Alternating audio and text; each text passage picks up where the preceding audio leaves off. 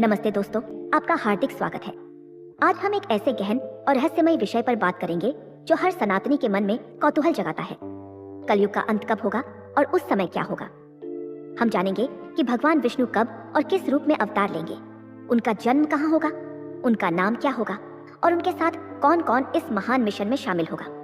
यह वीडियो आपके लिए बहुत खास है क्योंकि यह न केवल आपके ज्ञान को बढ़ाएगी बल्कि आपको धर्म और सत्य के मार्ग पर और दृढ़ करेगी। तो दोस्तों, अंत तक बने रहिए और चलिए शुरू करते हैं। सबसे पहले जय श्री राम। हम भगवान श्री राम और भगवान विष्णु से प्रार्थना करते हैं कि आपके जीवन में सुख, शांति और समृद्धि बनी रहे। अगर आपने अभी तक हमारे चैनल को सब्सक्राइब नहीं किया है तो कृपया अभी सब्सक्राइब करें और बेल आइकन दबाएं ताकि हमारी हर नई वीडियो आप तक पहुंचे। तो चलिए अब इस रोचक यात्रा की शुरुआत करते हैं। सनातन धर्म में समय को 4 युगों में विभाजित किया गया है: सतयुग, त्रेता युग, द्वापर युग और कलयुग। इनमें से कलयुग वह युग है जिसमें हम अब भी जी रहे हैं। यह युग सभी युगों में सबसे अधिक पापी और चुनौतीपूर्ण माना जाता है। लेकिन दोस्तों, क्या आप जानते हैं कि कलयुग की अवधि कितनी लंबी है और इसका अंत कब होगा। दोस्तों, कलयुग को सभी युगों में सबसे कठिन इसलिए माना जाता है क्योंकि यहाँ अधर्म, पाप और अनैतिकता का बोलबाला होता है। जैसे जैसे कलयुग आगे बढ़ेगा, यह घोर कलयुग कासिर में बदल जाएगा। पुराणों में इस समय का वर्णन इतना भयावह है कि सुनकर रोंगटे खड़े हो जाते हैं। आइए जानते हैं कि घोर कलयुग में क्या क्या होगा। पुराणों के अनुसार घोर कलयुग में इंसानों की औसत आयु घटकर केवल 20 वर्ष रह जाएगी। आज हम 20 साल के युवाओं को नई पीढ़ी कहते हैं, लेकिन उस समय 20 साल का व्यक्ति अपनी मृत्यु के करीब होगा। छोटे बच्चों के बाल 2-3 साल की उम्र में ही सफेद होने लगेंगे और मानव शरीर कमजोर और रोगग्रस्त हो जाएगा। सूर्य का तेज इतना बढ़ जाएगा कि 7 समुद्र और नदियां सूख जाएंगी। कभी भीषण गर्मी, कभी कड़ाके की ठंड, कभी तूफान तो कभी बाढ़। मौसम पूरी तरह अनियंत्रित हो जाएगा। धरती पर अनाज उगना बंद हो जाएगा और भोजन की कमी इतनी होगी कि लोग इंसानी मांस तक खाने को मजबूर हो जाएंगे। रिश्तों की पवित्रता खत्म हो जाएगी। भाई भाई का दुश्मन बनेगा और पति पत्नी के बीच विश्वास टूट जाएगा।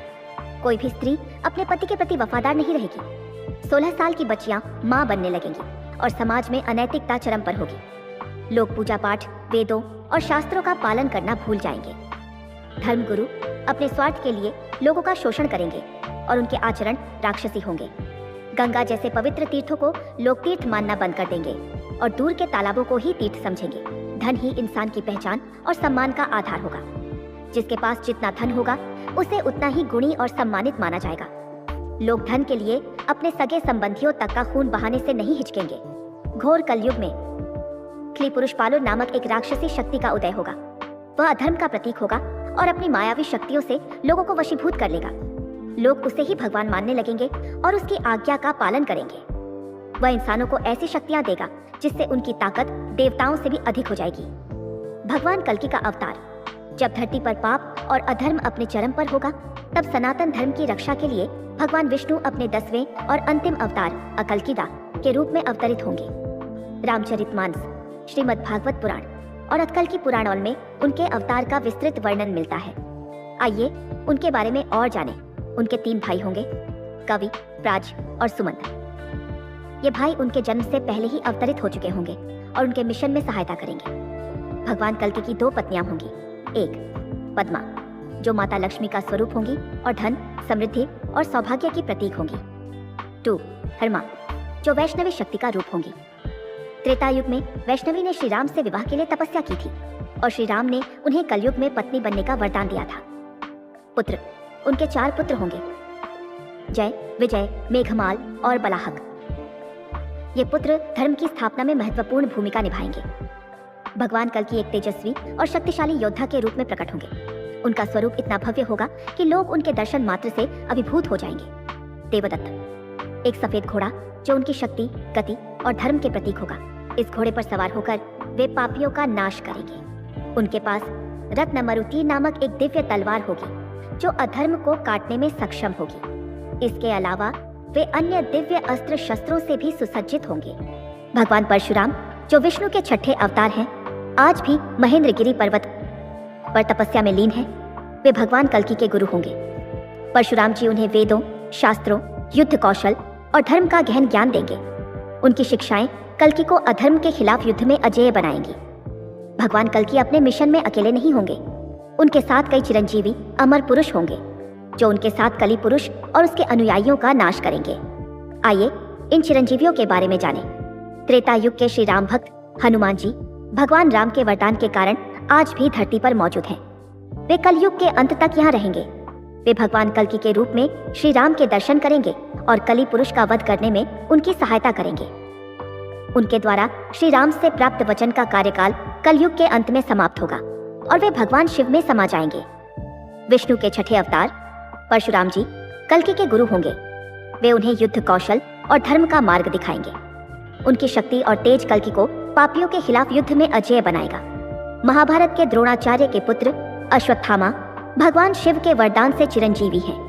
वे भगवान कल्कि के शिशु रूप के दर्शन के लिए भिक्षु वेश में आएंगे। वे भी कल्कि के मिशन में सहायता करेंगे। कृपाचार्य और वेद व्यास भी चिरंजीवी हैं। वे भगवान कल्कि के दर्शन करेंगे और उनके मिशन में योगदान देंगे। वेद व्यास जी ने ही पुराणों में कलयुग के अंत और कल्कि अवतार का वर्णन किया है। दोस्तों, भगवान कल्कि के साथ साथ भगवान गणेश सिपाजी भी कलयुग के अंत में अवतार लेंगे। गणेश पुराण गीता के अनुसार वे धूम्रकेतु या सेनालिंगित शुभकर्णमवेद के रूप में प्रकट होंगे। आइए उनके अवतार के बारे में जानें। गणेश जी 4 भुजाओं से युक्त होंगे और उनके शरीर से नीली ज्वालाएं निकलेंगी। वे क्रोधी स्वरूप में होंगे और उनकी आंखों से अग्नि की वर्षा होगी। वे एक नीले घोड़े पर सवार होंगे जो उनकी शक्ति और गति का प्रतीक होगा। गणेश जी अभिमानासुर नामक राक्षस का वध करेंगे। ये राक्षस कली पुरुष की तरह ही अधर्म का प्रतीक होगा। धर्म की स्थापना।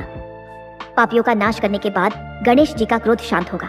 वे पर्वतों में छिपे संतों को आशीर्वाद देंगे और उनके हाथों में धर्म की पुनर्स्थापना का कार्य सौंपेंगे। घोर कलयुग में कली पुरुष एक राक्षसी शक्ति के रूप में उभरेगा। वह अधर्म का प्रतीक होगा और अपनी मायावी शक्तियों से लोगों को अपने वश में कर लेगा। कली पुरुष की शक्ति का स्रोत अधर्म होगा।